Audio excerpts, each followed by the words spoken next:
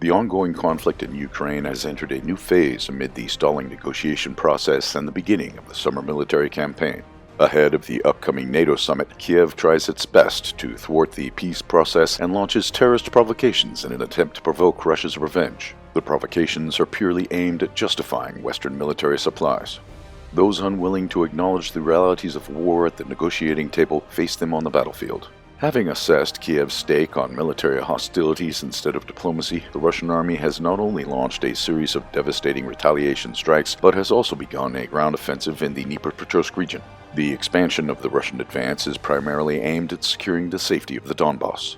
On June 8th, the Russian Ministry of Defense officially declared that the 90th Tank Division has crossed into the Dnepropetrovsk region, a development described as both a strategic and symbolic blow to Ukraine.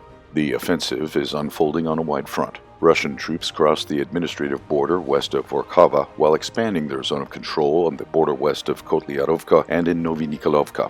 At the same time, to the east, the Russian army has achieved another breakthrough. Northwest of the previously liberated village of Bogatyr, they approached Zelny Kut, just 3 kilometers from the Dnepropetrovsk region. Ukrainian military officials are still denying Russian presence in the Dnepropetrovsk region, despite the evidence, likely due to their earlier failed promises by Commander-in-Chief Zyrski to heavily fortify the border. Simultaneously, Russia has escalated its aerial campaign, conducting relentless combined strikes across Ukraine. At least 10 Ukrainian regions came under massive attacks on the night of June 9th alone. Precision-guided munitions including Uranium drones, Iskander and Kinzhal missiles, as well as Kh-101 and Kh-22/32 cruise missiles have targeted military infrastructure, fuel depots, and logistics hubs.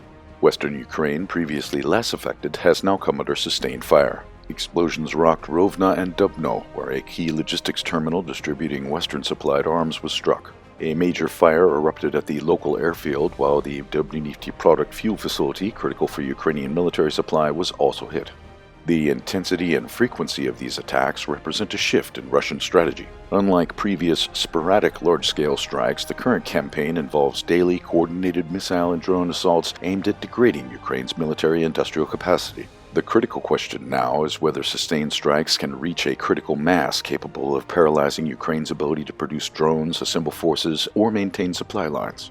While Kiev retains some operational control and continues receiving foreign aid, the cumulative effect of these strikes coupled with territorial losses poses an unprecedented challenge.